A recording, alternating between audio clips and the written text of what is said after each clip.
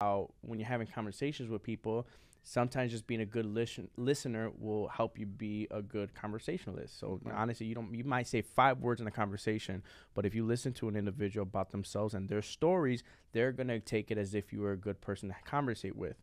And in the story, the guy was talking about how his plants was able to grow to a certain amount, and this is what he did to put, and so his plants can grow to X amount of height. And all the guy said was 5 words. Oh my God, that's so awesome. How did you do this? How did you do that? Questions and just being a part of the conversation. And they talked for 2 hours. In that 2 hour period, he said he is the best conversationalist that he's ever had. But he's like, all I said was 5 words. How can I be the best conversationalist? Honestly, all it really is he built the trust by simply listening.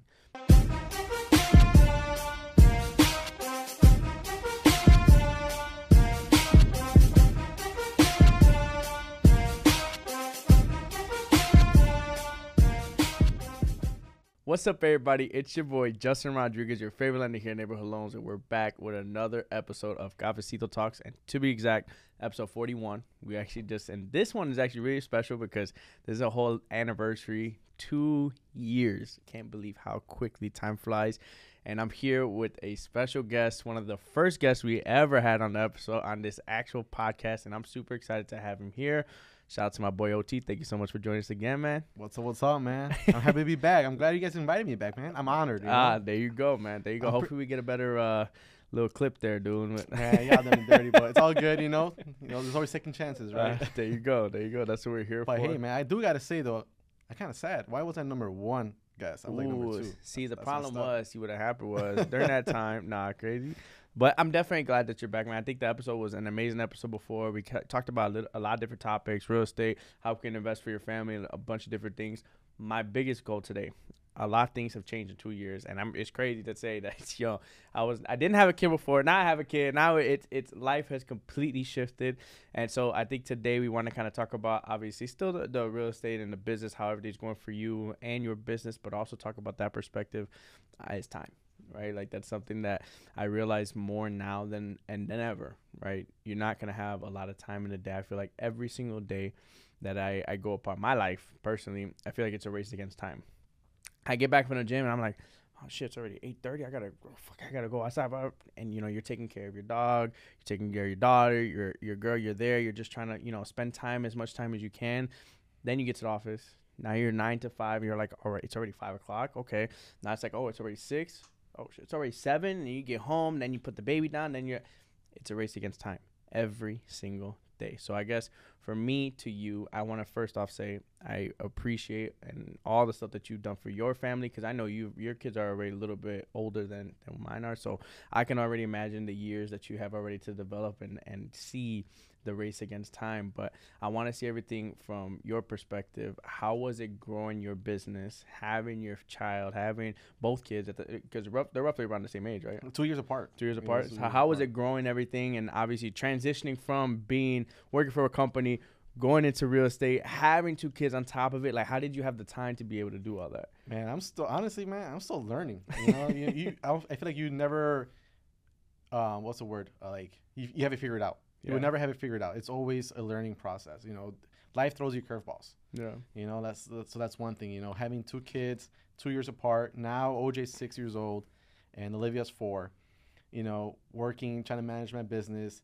Also now I'm a co-team lead with the team now. Yeah. So helping. Congrats. Thank you. So now helping Fernando run the team. With the agents. So I have like a lot on my plate, right? And try to figure out time for work, but also my family, my kids, and myself.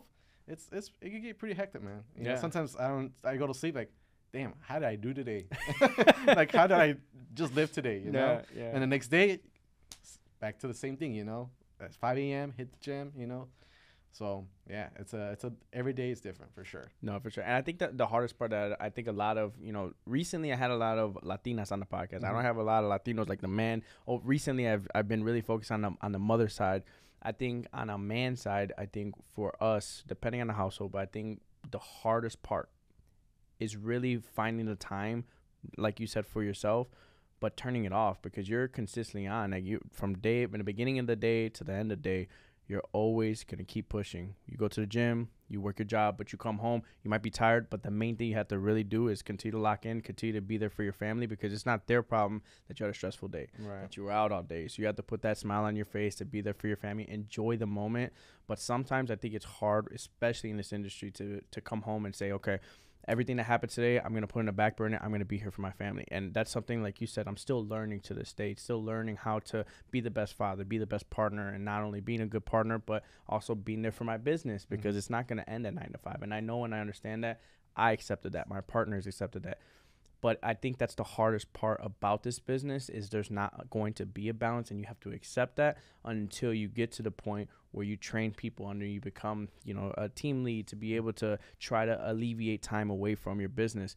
And I think right now, for me, the one thing that I'm really learning and kind of developing is trying to figure out that threshold, right? Because I think right now, weekends, I think when you're getting into the business, you kind of like to think that there's certain points of your weekends that you're like, all right, from 12 on moving forward, hopefully I'm able to go get to a pumpkin patch for a certain period of time, you know, and you kind of enjoy those moments more. The busier you get, the more you respect time. Because there was a point in time where I'm like, dude, I could 9 to 9, I'm straight, dude. I could run this business. I don't really care. But then until you have a kid, you're like, time is a lot more respected, and you can't comprehend it until you have a kid. So what advice would you give to fathers out there that might be working their job right now and they want to take the jump, but they're providing for their family, number one?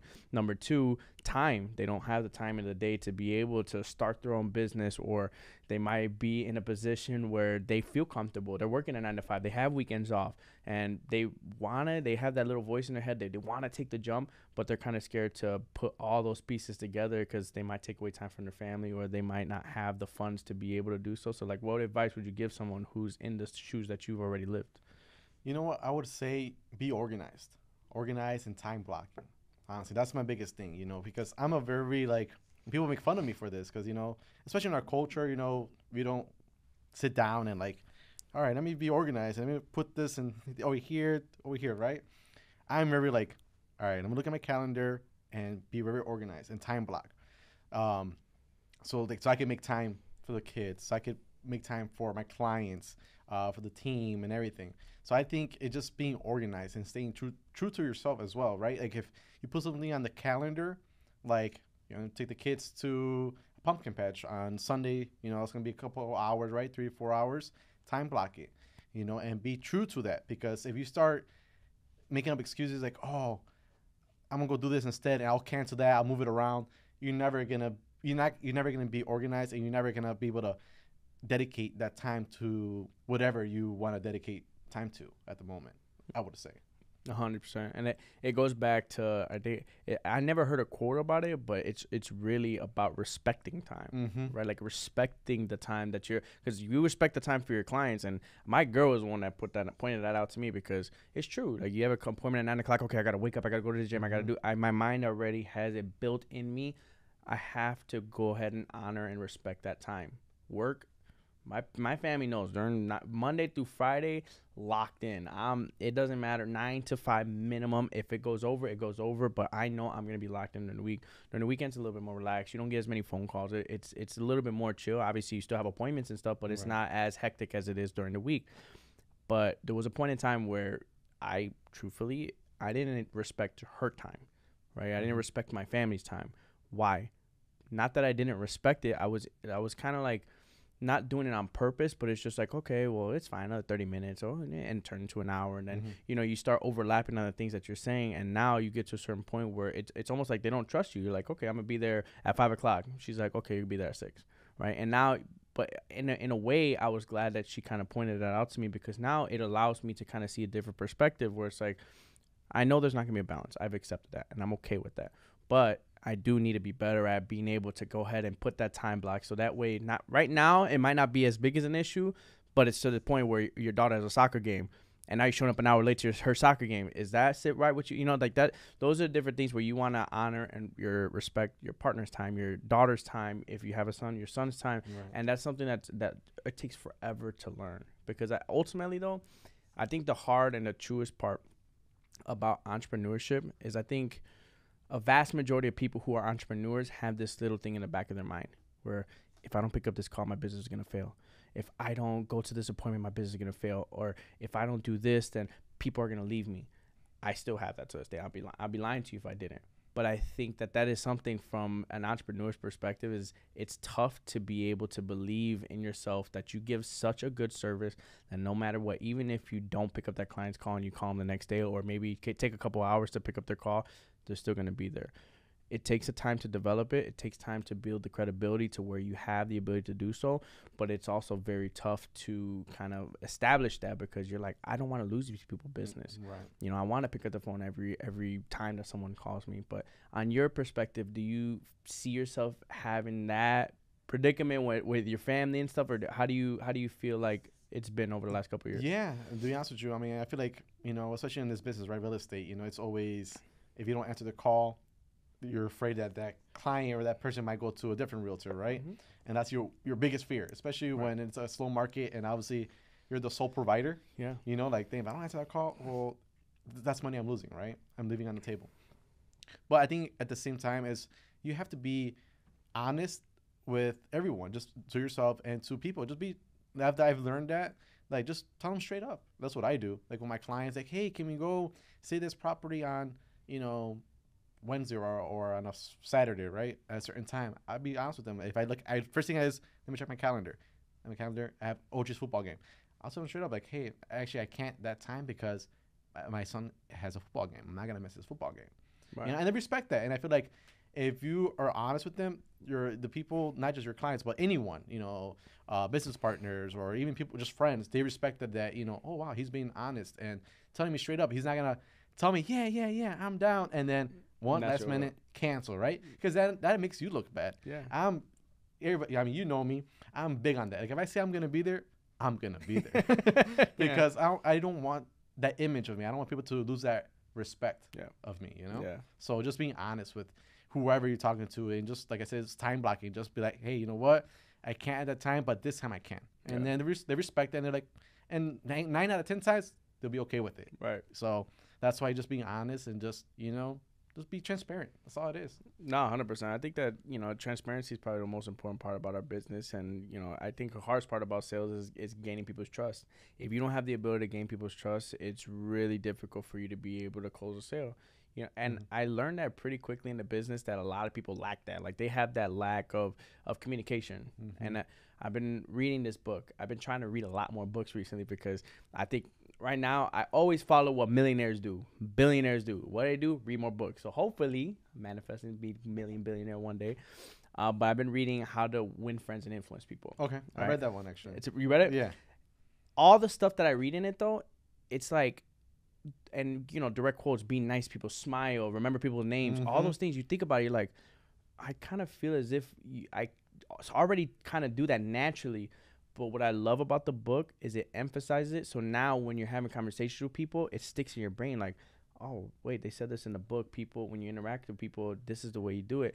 And it's so true. It's crazy. Like, for example, in the book, as you know, you read the book, but they were speaking about how when you're having conversations with people, sometimes just being a good listener will help you be a good conversationalist. So honestly, you might say 5 words in a conversation, but if you listen to an individual about themselves and their stories, they're going to take it as if you were a good person to conversate with. And in the story, the guy was talking about how, you know, his plants was able to grow to a certain amount, and this is what he did to put it so his plants can grow to, you know, X amount of height. And all the guy said was 5 words. Oh, my God, that's so awesome. How did you do this? How did you do that? Questions and just being a part of the conversation. And they talked for 2 hours. In that 2-hour period, he said he is the best conversationalist that he's ever had. But he's like, all I said was 5 words. How can I be the best conversationalist?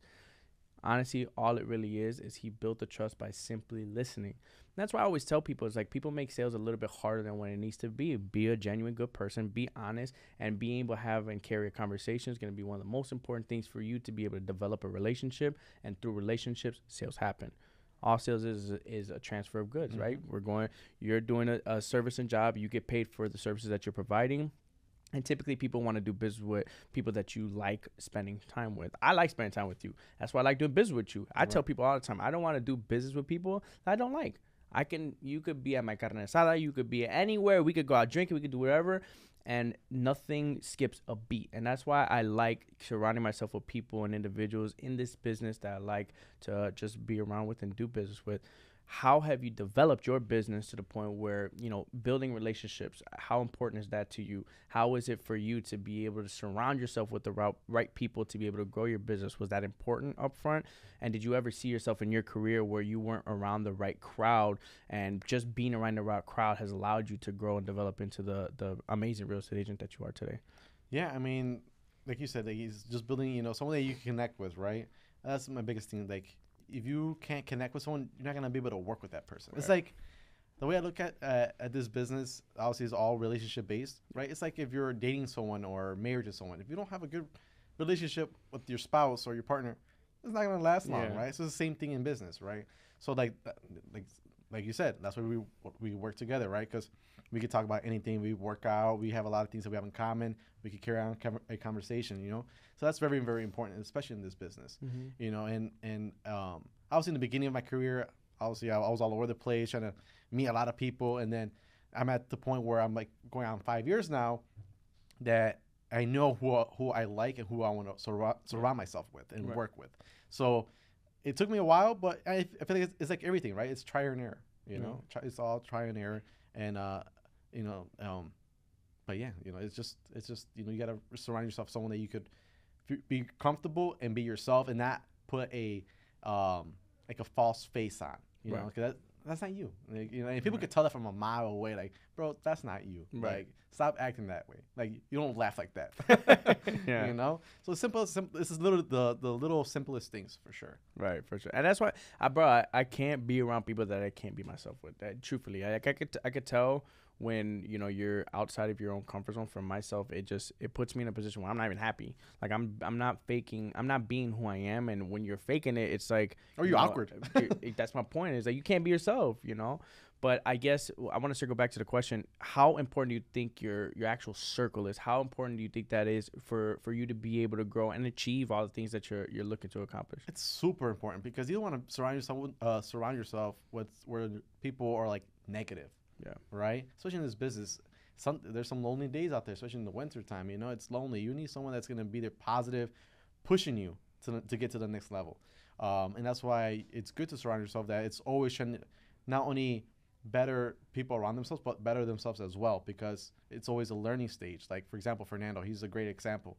He's opening up a whole brand new company, right? Yeah. He's still learning, and then he teaches me what he's learning, so we're growing at the same time, So it's always good to surround yourself where people are not just like, oh, I know it all, I'm too cool, Yeah. I like to surround myself with people that, hey man, we're all young, and we could always learn from each other and 100%. Be positive and push each other, and it's very important, especially in this business, for sure. 100%. I think it's cool. I was watching this video, but this girl named Corey Sanchez, she's a freaking multimillionaire. She buys business all the time, all this stuff, crazy stuff on YouTube. And she was talking about how it really does depend on the neighborhood.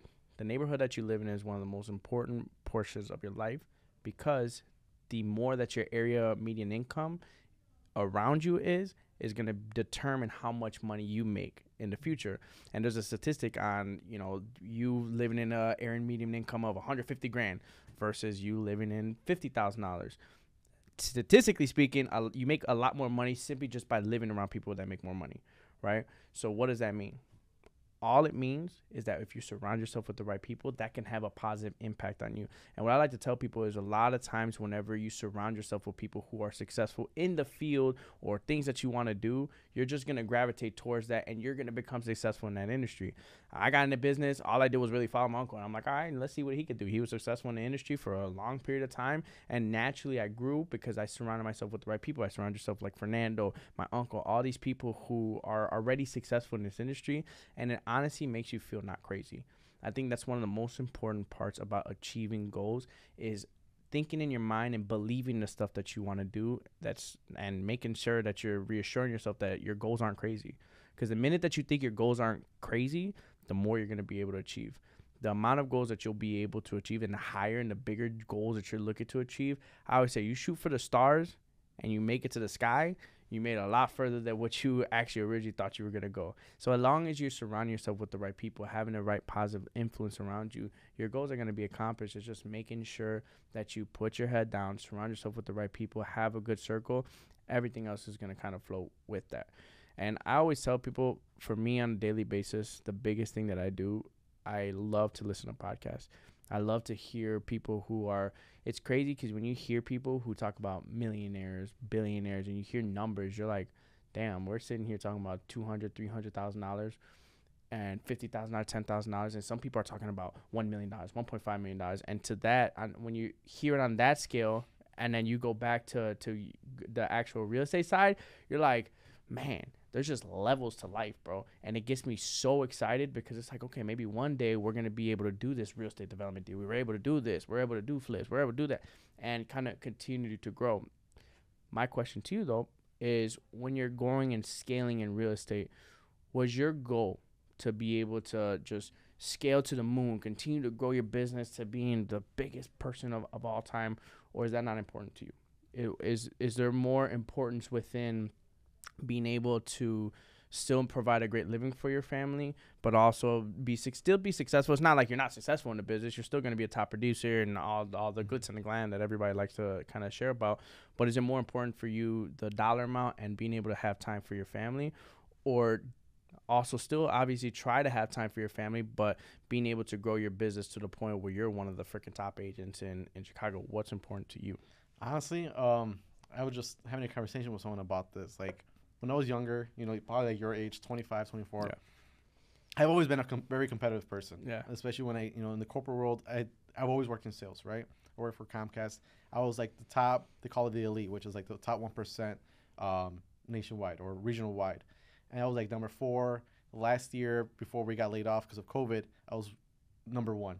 So I've always wanted to be like the top dog, because I want to prove to someone like I'm the best of the best. Yeah. No one got nothing on me, But in the first year, couple of years in real estate, the first 2 years, I wanted to push myself to be the best too. And then one day I was like, you know what? I don't know what got to me in my mind. I'm like, you know what? That doesn't matter. The status doesn't matter. Yeah. Like, 'cause there's so many top producers, and that's great. Everyone, the top producers, that's great. But you know what? That doesn't matter to me anymore. Because I got to the point, I'm now going on to 31 years old. To me, I was like, oh, that's cool and all, but there's bigger things in life than being the number 1 worldwide. I don't care about that. Yeah. To me now, I want my time back. Yeah. Freedom. Yeah. Obviously I still want to make my sales. Still be somewhat of a top producer. That's cool. Which translates, if I'm being a top producer, which translates into I'm making money, right? Right. I just want my time back. So I could give that time back to my kids. My parents. I feel like my parents. They showed us the model of work your ass off, right? Like, work hard. Now I want to show my kids to work smart, so they can have both. Because obviously my parents worked hard, which they showed me, and I worked my butt off every day. But now I'm like, you know what? I'm going to turn the switch. I got to work smarter so that my kids could work smarter, and they could always have that time to give to their, to whatever they want to do, or to their families when they have families, right? So I'm at the point where now in my career where I'm like, it's cool to be a top producer, but I'd rather go and spend time with OJ, go throw a football somewhere in the park than, showing $1 million home. Yeah. That's the way I look at it now. No, 100%. And it's a good perspective to have, because I think if we had more people that shared this around our community, it would definitely help. Because like you said, our family grew up, my grandparents were exactly what your parents were. My grandparents were first generation here, and they worked their ass off. Right? My parents took what my grandparents gave them, and they still worked their ass off, but they, utilized and invested the right way to where they have a little bit more cushion than what my grandparents did. Right. Again, my job is, I always refer to trees. My grandparents plotted the seed. My parents watered it. They grew a tree. Now my job is to plant 3, 4, 5 trees.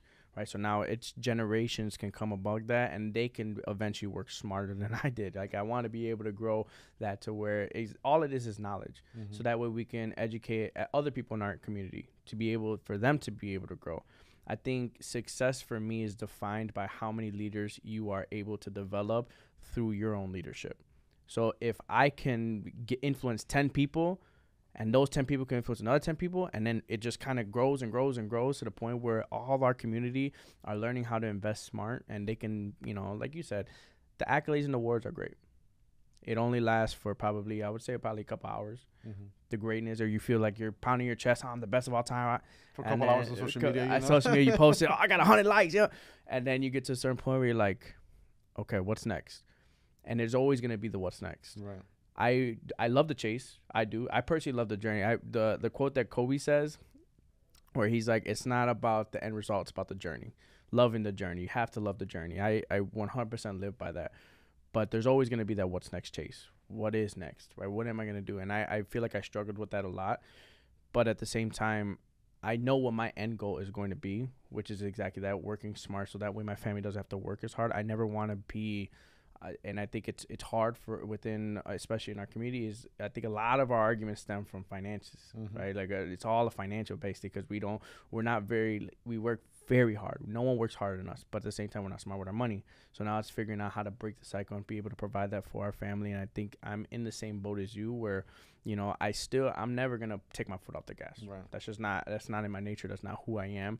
But at the same time, I do want to teach my kids to be able to grow and provide to them. I think for me, I envision something to where if my kids wanted to work with me, that'd be great, but it's not just going to be loan officer related. Like I want to be able to scale to the point where if you want to be an accountant, hey, I need an accountant on my team to be able to manage my numbers, how much I'm spending in my business. Hey, you want to be a lawyer? Okay, maybe I need some legal action on this. I want to be able to scale on that part, and I don't want it all be for me though. You know, I don't want to be that guy that's gimme. I need all the money. I need it all for myself. I want to be able to spread to where people who work for me, we all get paid good. You know, Fernando, the first thing he told me, I never forget this. The first time we met, he always said, I don't want to be the only one in Cancun drinking by myself. And when he said that, I'm like, you're right. I want to be in Cancun drinking with you too, you know, and I want all of us to be able to grow together. So that way one day we can, you know. It's funny you mentioned that because that's how he sold me. Yeah. To switch offices because I was with a different company before I switched over to with the FRJ group. And he sold me with that. I would say, you know, I could go to, there's hundreds of offices right in the Chicagoland area that I could have gone and put my license at. But when I sat down with Fernando and he said that exactly. It's like, man, it's like the lonely gets. I mean, at the top it gets lonely, man. I don't want to be at the top by myself. It's like I want everyone. Oh, so if I go to the top, guess what? I'll bring in everyone with me to the top. Like, man, I like you. Where do I sign? So it's funny you mentioned that, but yeah, it's true. You know, like you said, I would never put my foot off the gas because, like I said, it's not in my competitive nature to just throw the towel in. Like, yeah, you know what? I'm done. No, like I think I set myself like little challenges, right? Yeah. For example, maybe not be the number one real estate agent in Chicago, but maybe be the top agent in my team. Yeah, you know, so like something that will push me, right? Yeah. If I see Fernando put three deals under contract, guess what I'm gonna do? I'm gonna go get 4. Yeah. You know what I'm saying? Something like that, you know, like they call it friendly competition. Yeah. You know, something where I know is gonna push me, but to take it to the extent of being number one nationwide or statewide, man, that's all cool and gravy, but I got other things to do. Well, it's almost like you're kind of like, it's a lot to say, but it's almost like you're selling your soul to your job. Like you're selling everything you have to be able to get to that point, which I think there are some people that create systems to where that it becomes a little bit more systematized, and they might be able to do it with a team and again, spreading the wealth to where other people are getting paid a lot more, and the ringleader is getting paid a little bit less than what a person who's doing it all themselves might be. But I think in any industry, you kind of look at the MJs, the Kobes, the LeBrons, you look at any sports, anything, any industry, and you really look and I would be interested to see a day-to-day on from the beginning of their career to now, how much time they devoted into their respective fields in any industry, because then you could really see how many hours they put in, how many hours can they really spend with their family, how many hours are they outside of playing basketball or baseball or football, because then it gives people perspective on like, do you really want this life? Elon Musk talks about that all the time. Everyone wants to be Elon Musk until you're actually me. You don't want my life. It's crazy. I can't live within my own mind. He thinks about his job every single day, 24/7, every single hour of his life, because he's consumed by his job, which is not a bad thing because he loves what he does. But at the same time, people, the average day-to-day person who might be just, like to have carne asadas on a Saturday and not have to think of the day of the world and be able to drink and everything, don't have to think about the problems that these people have and the stress that they have. So money is one thing, but understanding how much time and devotion you have to have in order for you to be the best of the best, have to understand and take that into account. And I don't think people have, there's not enough studies or not enough things that people can actually see how many dedicated hours does it take for you to be number one in any respective field. That's why for me, it's a kind of a different perspective, right? I've had my uncle on this end who told me, in the beginning, he always told me time is the most valuable asset that you can never get back. Again, I would say 2 years ago, I would have a different answer than I had right now, only because I had a kid. Right. That was like the most life-changing thing that I can ever, the biggest blessing that I can ever ask for. But time just goes by so much faster in a day, like so much faster, and not even in a day, in a year. I think I said 2 years ago, this is the fastest my life has ever been, all because of this job. It goes 10 times faster when you have a baby. Like I can't even remember what I did, number one, yesterday, and all of a sudden I thought she was born January. She was born November 17th, and then January hit, and all of a sudden 11 months later she's about to be a year. And I'm like, where did time go? I have no idea where time went. And I think the more that we go on a daily basis, I cherish the moments that I do have. But it's just crazy how quickly time goes now. I can't even imagine it. But what was your turning point?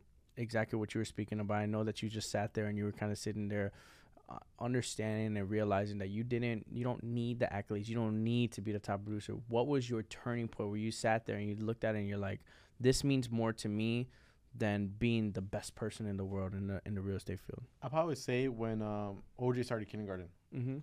And Olivia was turning 3, and then we put her in pre-K because obviously now I have less time with them. Yeah. As soon as the kids start school, bro, like you have less time with your kids because they're in school for 8 hours. Yeah. And then so time goes even faster.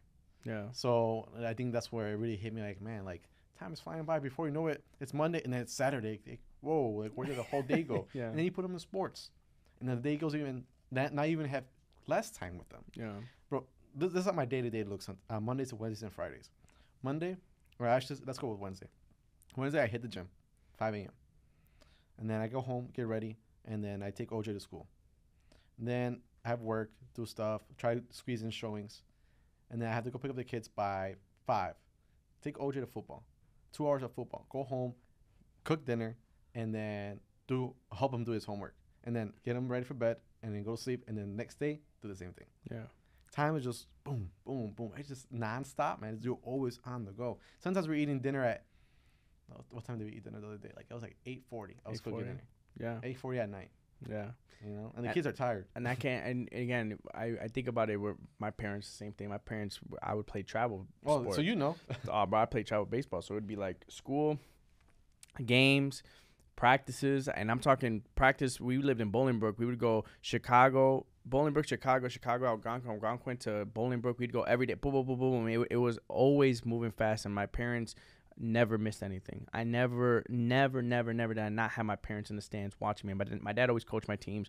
My mom was always present, being the first one there, taking pictures, being always present. Those are vivid memories for me, and I want to be able to pass along that same experience for my kids. I want to be able to be present in every single activity that they could possibly be at, and that's why I respect you, bro, because it's definitely, I think, a lost art in a lot of different people's households, because I remember just being in grammar schools. In my grammar school, there's a lot of people who have broken households where, they might be the star basketball player, but their parents aren't in the stands. Right. And it's so sad to see, bro, because they look in the stands waiting to see if they got their parents there, and they're not there. That's sad to see, Yeah. And that's where, like, when I started putting the kids in activities, like, making sure that I was there. Yeah. Because, like you said, like, being there and involved means to them more than them scoring 20 points in a game. Yeah. Like that one time you went to OG's game, he probably had maybe, can't remember if he scored that game. Maybe he did, but he was more excited that you were there than him scoring 2 shots. That made his day, Yeah. So like it's the littlest things, and obviously you're young. Obviously once they get a bit older, it changes, right? They care more about the points, like how did I do this game? But obviously being there and then being an involved parent, it changes your mindset for sure. 100%. I always refer when you have a baby, it's almost like you start to see, and I haven't experienced it yet, but I feel as if you start to see yourself within your kids. So now you start to see them develop, and you kind of have like weird nostalgia where you're thinking about when you were younger and when you were playing sports and you had this, and it almost makes you continue to feel young. And I think that that's the one thing where people have kids. When you have kids, that's the beautiful part about life, is you're reliving life through your kids, and you get to see their experiences. And now, instead of you being the little kid, you are living it through your parents' lens, and Right. it's a replay of life, and it's so cool to see. Because I'm super excited.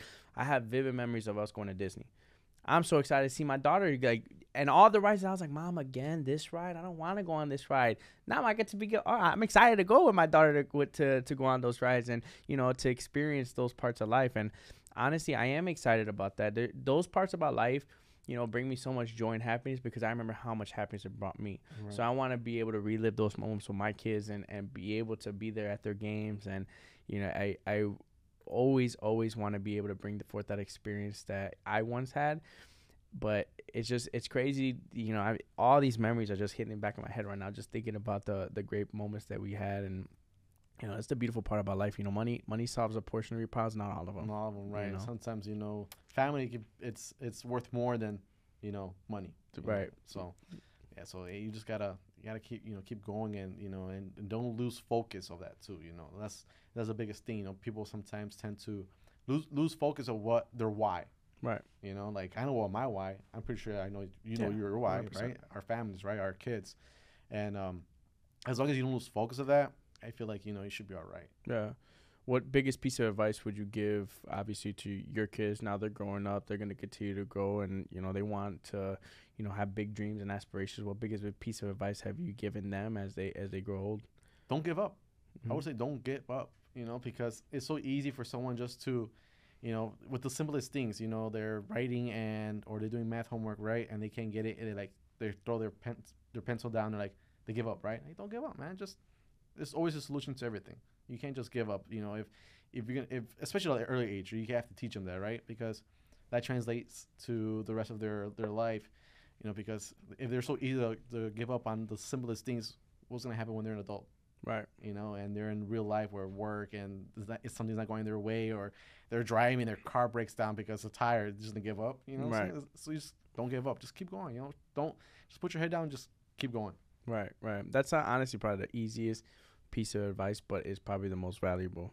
It's probably the most valuable. I always think about that one story where the guy is mining the cave, and then he's like 1 inch away from the goal. He gets up, he goes back. The next guy goes. He only hits it twice, and all of a sudden he strikes gold. That's you could be 1 inch away from achieving the things that you never thought that you could achieve. But Yeah. You're talking about that thing, right? Where it's like someone's like so close, they have like the hammer. the hammer. It's so true, man. It's so true. You just can't give up. Just keep going. Just keep going. What do you think your future looks like in the next 10 years? What's your goal that you want to be at? Man, in 10 years, to be honest with you, right now, like, I'm trying to get another multi-unit. Like I said, I'm trying to buy back my time, right? Yeah. And obviously now being in real estate, it has opened up my eyes. Like, whoa, like I don't need to work so hard as people think. Like there's ways to make money without you having to work. Yeah. So that's the beauty of real estate. So like I really want to buy a building this year. Hopefully by the end of the year, buy another building where I could get 3 rents. I don't have to work as hard. I don't have to stress about two more clients that that the rents will make up for that, right? Right. So I could have that time back and spend it with my kids, and and travel with them if I want to travel. So 10 years, I'll be 41. Why'd you say 10 years, man? I know, bro. 10 years sounds like shit. I'll be 41. No, so I guess 41. Probably my goal is to have, let's say, 8 doors, anywhere from 5 to 8 doors, Nice. where I could get like income from eight different doors. Where yes, I'm so transactioning, right? So I'm selling real estate. I love what I do. I love helping the community. I love helping younger generations, invest their money and make money as well, right? Because that's what I learned. So I want to, what's it called? Share that knowledge, Right. So have about 5 properties like that. I could keep transacting, but I don't have to stress and worry about cold calling and door knocking and doing all the extra activities to try to prospect, so that I could utilize that time to be with my kids or doing something else, with my free to go golfing if I want to go golfing. Right. You know? Right. So that's You're my a goal. golfer, bro? You know Shit, what? I didn't even know. I'm pretty great. No, I'm kidding. No, I like it. Golf, man. Have you been golfing? Yes, Yeah. I have. Yes, It's so peaceful. It's you have to have patience. It's a beauty of you just go out there.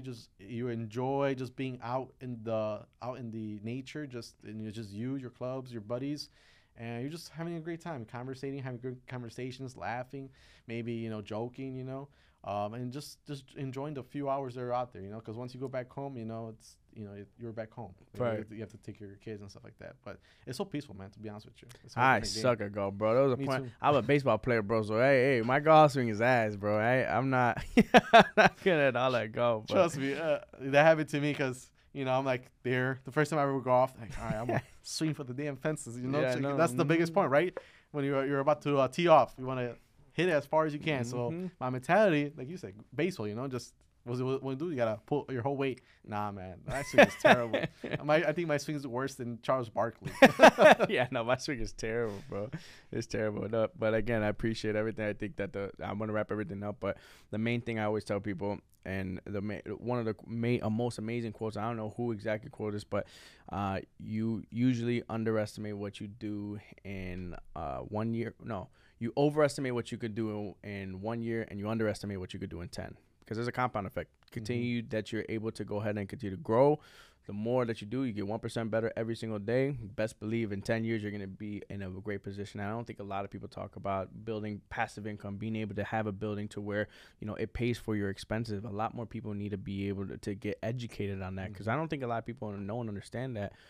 And I'm me, myself, when I did that, and you obviously, you have a rental property, I had the plan, and I did not know how quickly the plan was going to go, but the plan executed perfectly. Finish the basement, do a parking pad in the back, and to be able to generate more rental income.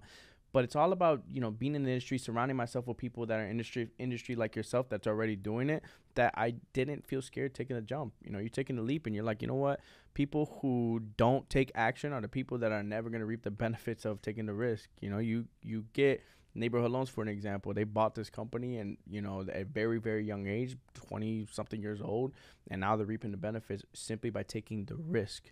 That's the hardest part about starting a business, buying a building, doing anything in life. If you don't take the risk, you're never going to reap the reward. So kudos to you.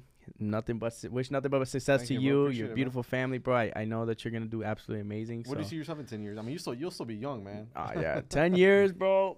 All right, now, hopefully by that time I have my own branch. There's going to be my own branch, have a team. I want to continue. Like I said, my business for me from now on when I scale is not going to be about me. It's going to be able to try to grow other people, to hopefully inspire them to where they can get to the point where, I don't want to be in Cancun by myself. Like Fernando said, I want to have 10 people under me that are, able to grow and provide for their family. And hopefully I get to a point where, we grow enough to where I could provide jobs. I could provide things to other people and continue to scale and continue to invest.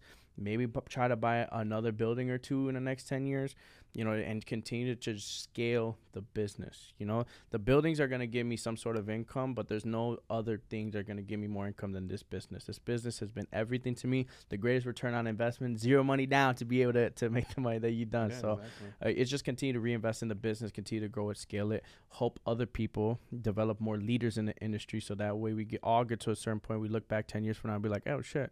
We watch this podcast again and we say, hey, Justin did a pretty good job. We're episode 141 or something. I know, right? Justin did a pretty good job. I got 20 loan officers under him. He's doing something right. So that's the overall goal. Hopefully have my own branch at some point, but continue to grow, scale, great leaders, and continue to give positivity in the industry, because this industry could be a lot of negativity, bro. I want to continue to spread the positivity as much as we possibly can. Yeah, and that's all we can do, right? Be positive. Man. Exactly, and spread it. You know? That's it, bro. Well, again, I appreciate our friendship, bro. I really do appreciate you coming out. As always, thank you for dropping the golden nuggets. Of course, man. For everybody. If you have not liked, subscribed, and turned your post notifications, please make sure to do so now. I hope everyone had their cafecito. And if you enjoyed, make sure you drop that into the comment section. But thank you guys so much for your time. Have a great rest of your day.